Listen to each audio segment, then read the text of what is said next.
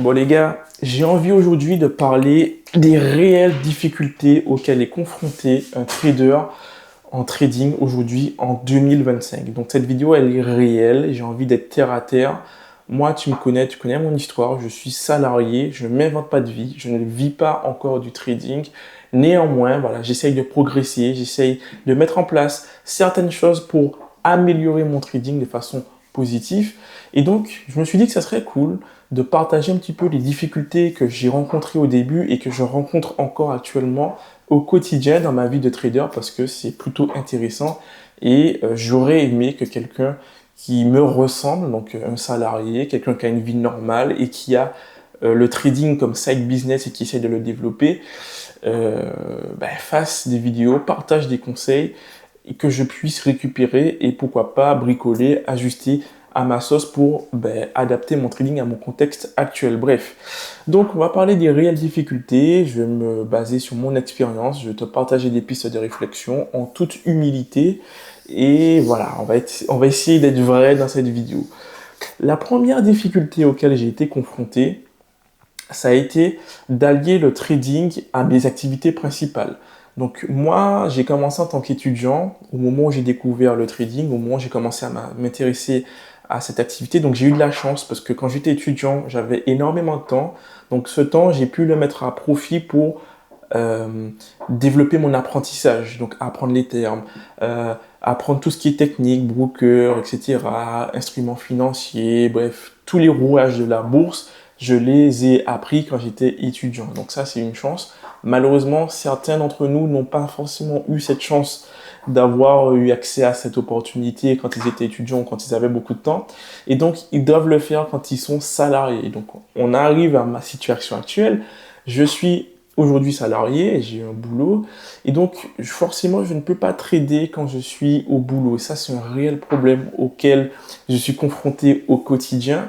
Et donc, pour résoudre ce problème, moi, ce que j'ai fait, j'ai codé un bot que j'utilise, un bot semi-automatique, qui analyse automatiquement le marché, qui m'envoie des notifications et qui me permet de rentrer en position de façon totalement automatique, en plaçant automatiquement le SL, en plaçant automatiquement le TP, et ça me fait gagner énormément de temps. Ça fait que quand je suis au boulot, le temps d'une pause café, je peux ouvrir mon téléphone, checker mes notifications, voir si le bot a détecté des configurations, saisir ces configurations, éteindre mon téléphone et laisser les choses se faire automatiquement sans que j'ai à intervenir.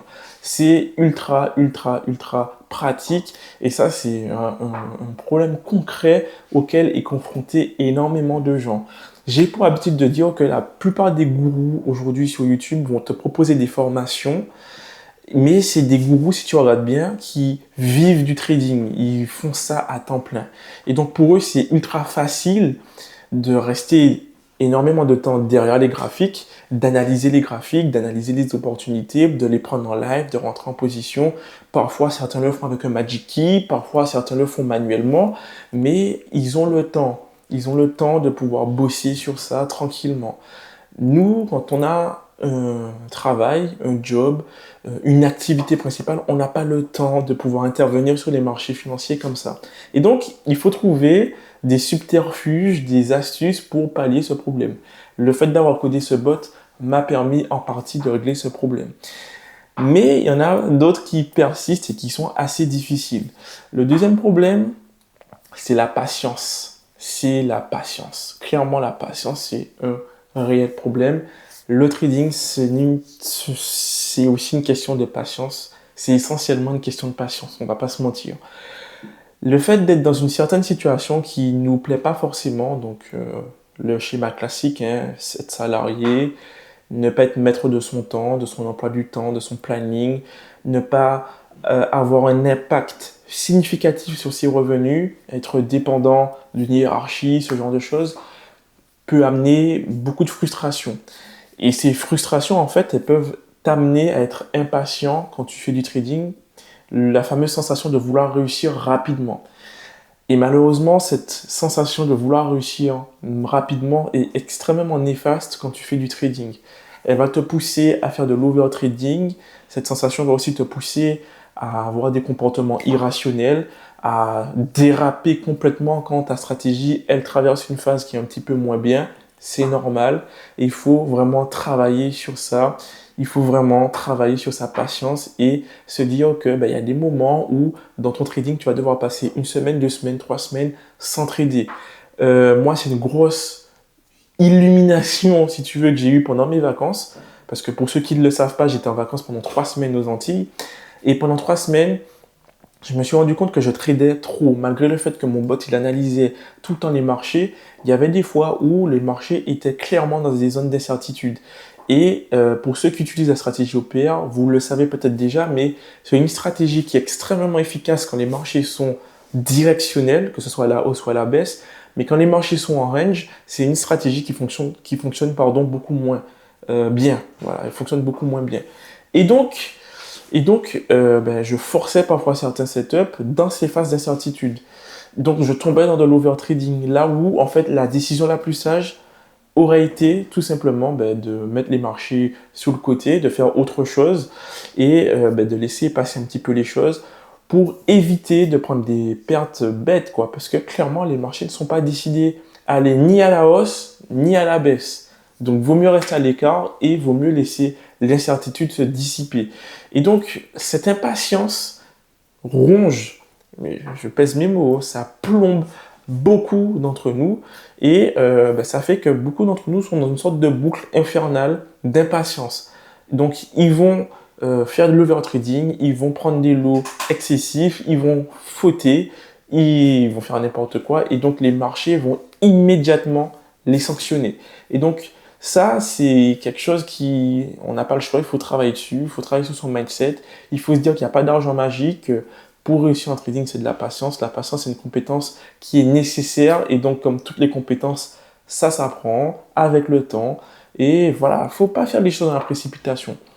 Dans les challenges, moi, j'aime bien avoir cette vision que tu achètes un challenge et tu te dis, cet argent, il n'est pas perdu tant que j'ai pas cramé le compte. Donc, tant que tu n'as pas cramé le compte, ça peut être un investissement extrêmement rentable où tu mets un billet, tu récupères ce billet à 100% et en plus de ça, tu fais du profit. Donc, il n'y a pratiquement aucun type d'investissement qui te permet d'avoir un rendement aussi magnifique. Il faut vraiment être patient pour pouvoir bénéficier de ce rendement. Ensuite, une des choses aussi qui peut être très problématique quand on est trader particulier, c'est le capital. C'est pour ça d'ailleurs que beaucoup d'entre nous, dont moi, passons par les propres firmes. Mais du coup, le fait de passer par les propres firmes fait qu'on a un environnement qui est extrêmement contraignant, avec plein de règles, avec les propres firmes notamment qui jouent contre nous. Et donc ça, c'est vraiment un réel problème. Et c'est un problème, le fait de ne pas avoir de capital qui peut du coup impacter ta psychologie et te pousser à vouloir réussir des challenges propres firmes très rapidement pour pouvoir rapidement faire du profit et dégager des revenus rapidement. Malheureusement, encore une fois, au même titre que l'impatience, ça rejoint un petit peu l'impatience, c'est quelque chose qui est immédiatement sanctionné par les marchés. Moi, la solution que j'ai trouvée pour un petit peu régler ce problème de psychologie, de vouloir faire du profit rapidement, c'est justement d'avoir une autre source de revenus qui ne dépend absolument pas du trading. Et donc, tu l'auras compris, cette source de revenus, pour mon cas à moi, c'est mon travail. Donc, mon travail, j'ai des sources de motivation pour m'aider à aller de l'avant. J'ai des moteurs, j'ai des choses qui vraiment me permettent de garder la motivation et un petit peu de détacher le trading, de détacher mes résultats de trading de ma vie en général.